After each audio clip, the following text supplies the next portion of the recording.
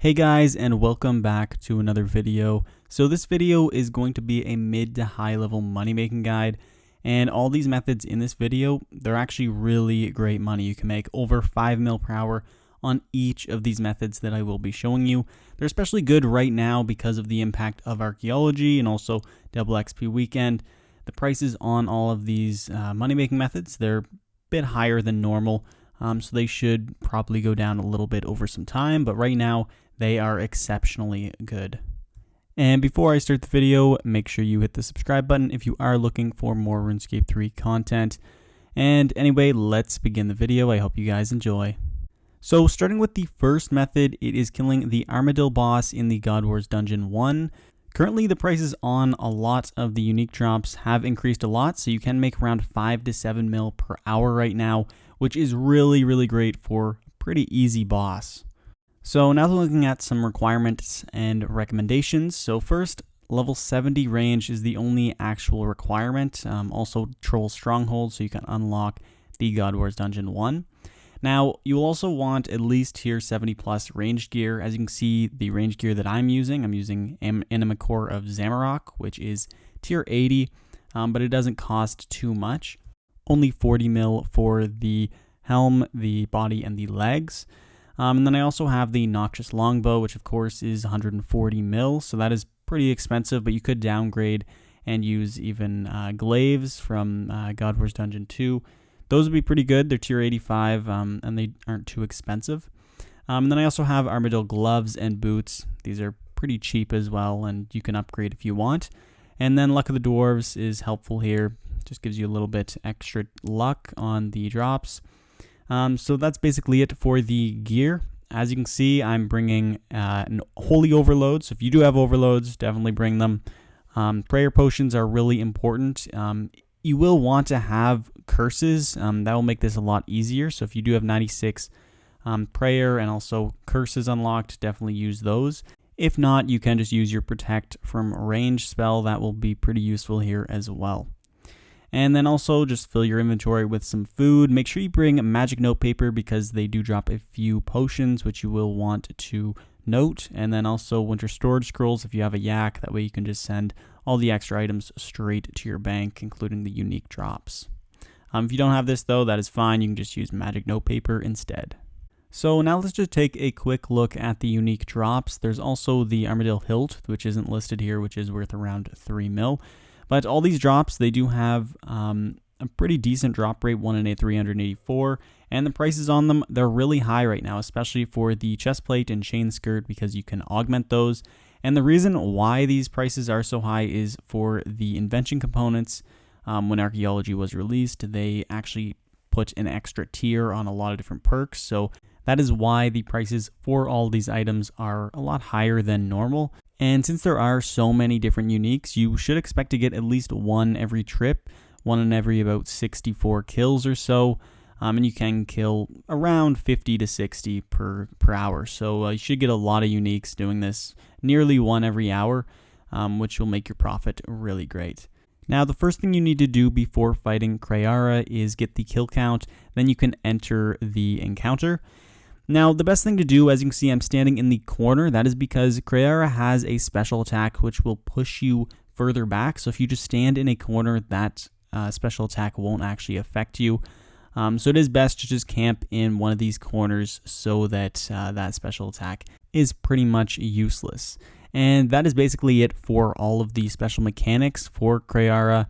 As you can see, I am praying Soul Split, and I'm also using Anguish, and those are really useful curses to use. Now, if you don't have curses, like I mentioned, just use Protect from Missiles.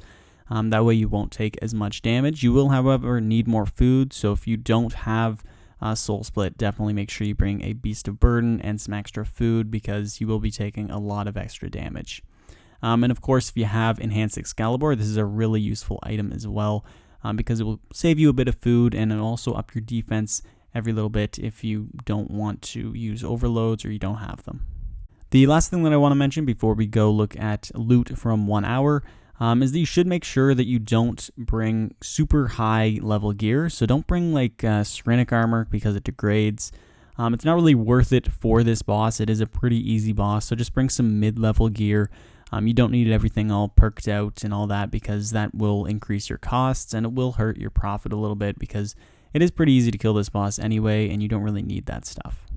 So after staying here for nearly an hour, I got around 40 to 50 kills right in between there, and we made around 2.4 mil.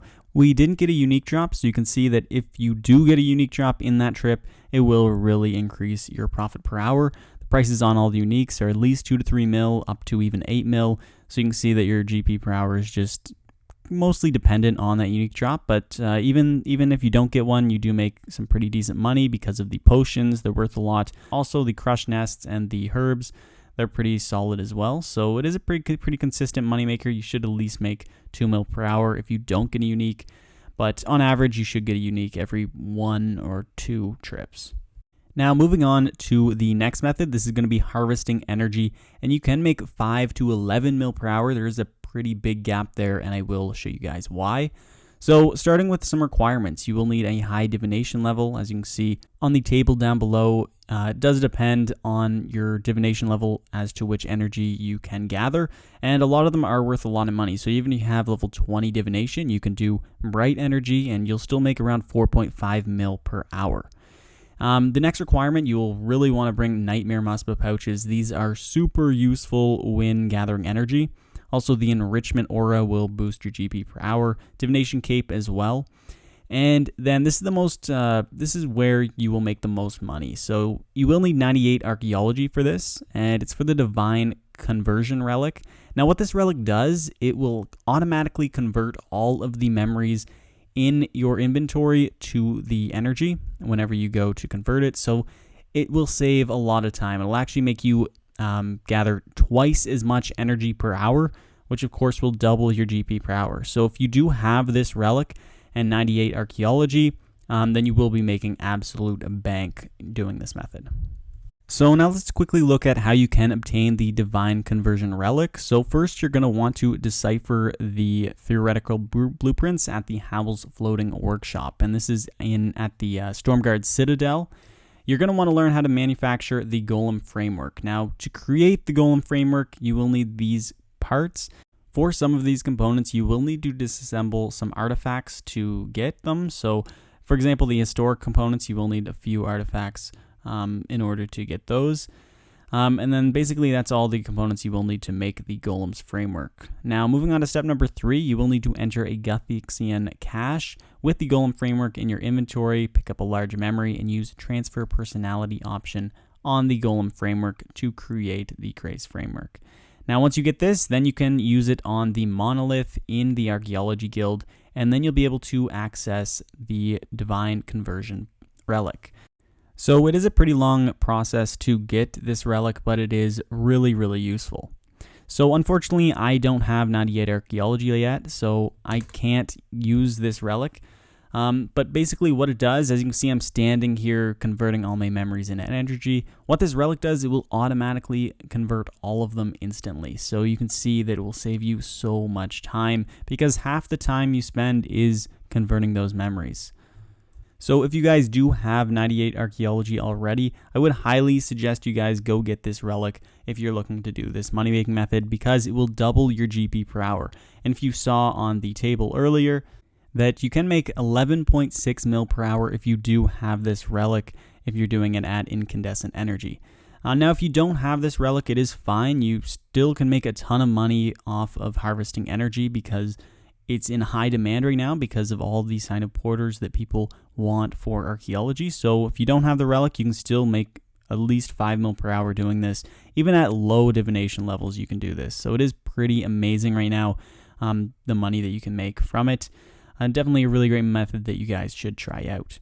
And so here's a look at all the energy that I gathered throughout a full hour. I did have the Enrichment Aura active as well as the Muspa pouch.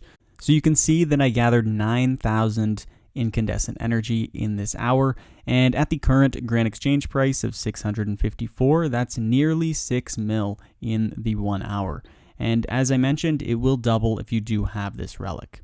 Now, an alternative method to gathering energy is gathering cursed energy. So cursed energy can be gathered at level 1 divination. However, the higher your divination level is, the more energy you will gather per hour. So you'll still want a higher divination level when you go and do this. The other thing about this is that it is in the wilderness. There are some actual cursed energy bots that you can kill and collect their energy, which will boost your GP per hour. And every 100 cursed energy can be transmuted into 150 incandescent energy. So cursed energy is priced a little bit higher than all of the other energies as of right now. But the only thing that's not really great about this method is that there are a lot of PKers, especially right now with energies at an all-time high. So you will need to watch out for that, and it is kind of risky. You can make more money per hour if you don't get PK'd, however, but you will have to take the risk if you do decide to do this. I did try it out. I was trying to get some energies for a full hour. I ended up getting PK'd pretty early and kind of gave up on it. So anyway, I just want to mention that cursed energy is also another option, especially if you guys are good at staying alive in the wilderness and even PKing. This could be a better option for you. Now, moving on to another method, it is going to be gathering materials, which I have talked about in some previous videos. Now, first off, when you are gathering materials, I like to price check all of them. So in my Discord server, in the price checking tab, I can just type in .pcmats and it'll give me the prices, the current prices of all of the materials for archaeology. And then you can hit these arrows over to just scroll through them all. And this is super useful because then you can pick to gather the material that is priced the highest at that time, especially since the prices are a bit flexible right now and they are changing rapidly. Also, a link to my Discord server is in the description down below if you guys want to check that out. So starting off with some useful items, of course, Grace of the Elves fully charged is super useful because using Sign of the Porters, it will send the materials directly to your material storage box. So that way you will be able to actually gather a ton of materials without having to go bank. Also, a soil box is useful because you will be gathering soil on certain material caches. Archaeology journal, pretty useful for teleporting around. And the Water Fiend Familiar has a 5% chance to double the material that you are gathering. That's another super useful thing that you guys should use as well. Now the thing is, you can choose to gather them in either material caches or the actual archaeology debris sites. I kind of find that you should do a mix of both. So for example, in this location right here, it has the Blood of Orcus material caches, which are really great materials. They're used for a lot, so they are priced really high, and they should probably be one of the most valuable materials for a while. So anyway, what I suggest you guys do is find a material cache for the material that you're looking at gathering, but make sure it's close to an archaeology debris site, so that way when the cache is taken and depleted, then you can go ahead and just do your regular archaeology on the debris, because that is instanced and it will not deplete, so you're not really wasting time and you're not fighting over the same material cache, because I have noticed that they are heavily contested as of right now. A lot of people have pretty high archaeology level by now, so it isn't really locked content anymore. So that is basically how I suggest you guys should be gathering your materials. You can make up to 7 mil per hour right now doing it, so it is still pretty good money. A lot of the materials are around 10 to 20k at most, and it does look like they are pretty stable right now. They aren't really changing too much, so this should be a pretty good moneymaker for a while. Now moving on to the last money-making method in this video, it's going to be Big Game Hunter, and you can make over 10 mil per hour doing this. I also have a loot video that I will link in the description down below, which I recently did, just showing the loot you can make off of this. Now recommended, there are a lot of recommendations. You will want Bladed Dive, Surge, and the mobile perk. I highly recommend Surge and the mobile perk. You really do need those if you're going to be doing Big Game Hunter. Double Surge and Bladed Dive, they're pretty useful as well, but not necessary. Also, quick traps, you can unlock this with 50 hunter marks, and it will increase the speed of building these traps by 30%. This is super useful to buy, so with your first 50 hunter marks, make sure you buy this, because it will really benefit you. Now, the thing with Big Game Hunter is there are a lot of different dinosaurs that you can hunt. Now, as you can see, the lowest requirement is level 75 Hunter and also 55 Slayer. So you will need to do that, or you will need those requirements if you are looking at doing big game Hunter. If you do have higher level requirements, you can get better GP per hour. I highly recommend you guys do the Corbicula Rex because the meat that you get off each kill, it's worth around 200k each, and you get 1 to 2 per kill. So that makes you a lot of extra money when doing big game Hunter. Now, the main reason why big game Hunter is so profitable right now is because the Dragon Matic, it has a drop rate of 1 in 101, and you can catch around 15 dinosaurs per hour. Maybe even a little bit more if you are more experienced at it. So you can see that you can make over 10 mil per hour because the Dragon Matic is listed at 70 mil right now. So it is a really expensive item, and the drop rate isn't even that rare, which is what makes it so good. So now I'm going to go through a walkthrough of just how you should be doing big game hunters. So once you select the dinosaur that you want to hunt, make sure you have the bait in your inventory, and then just click on the bait pad. Now, the first thing that you will want to do is gather 3 vines and at least 7 logs because you will need these to build all the traps, and then you'll also need the 3 extra logs to fletch the 3 spears. So first thing, just gather at least 3 vines and 7 logs. Next step, make sure you fletch 3 spears. Okay, so once you fletch these 3 spears, you'll want to poison the 3 spears using 2 different colored poisons, and you can do this by clicking on the colorful frogs around here. And so you are only going to want to pick 2 different poisons, 2 different colors, because that way you will be able to figure out which poison is the most effective and which poison does 30k damage, and this will help you out in the future encounters. So next, you want to build these scorpions and arm them, and also build the pressure plate in the middle. Once you have all 3 of the scorpions up and they're all armed with the spears, then you want to bait the pressure plate in the middle. Now, a cutscene will appear, and you will want to pay close attention to this, so I just froze it here. As you can see, the 30k damage came from the blue poison spear. So for this next full encounter, you will want to only use the blue poison. Now, if you had a 7,500 and a 15k hit, then you would know that the poison that you didn't use would be the 30k, and you'll want to use that. So for the rest of this encounter, since the blue poison does 30k damage, I will want to be doing that for the entirety of it. That'll make all the next encounters for this dinosaur a lot quicker because each dinosaur only has 90,000 health, so you'll be able to kill them in one shot, essentially. And also, if you guys have any other questions about Big Game Hunter, I will be linking a Big Game Hunter guide in the description down below. I just don't want to take too much time explaining it in this video. Now, as you can see, I actually managed to get a few Dragon Matics when I was doing Big Game Hunter, and this is where you make most of your money. So you are going to want to continue doing this until you get one, because the drop rate is only 1 in 101, so it isn't too awful. But the GP per hour is pretty heavily dependent on this, so that is the only downside about Big Game Hunter. You kind of need that unique drop to make your money, but once you do get it, you will make a lot. And so anyway, guys, that is it for this video. I really hope you found these money-making methods helpful, and you should definitely try them out, especially with Double XP Weekend coming really soon. It'll be nice to have a little bit extra money to spend on that. And also, all these money-making methods, they are probably a little bit better right now. They're going to be a little bit worse in the future, so definitely take advantage of that while they are so great.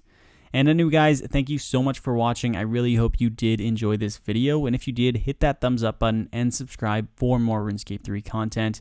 I really appreciate all you guys and all my subscribers, so just thank you guys so much.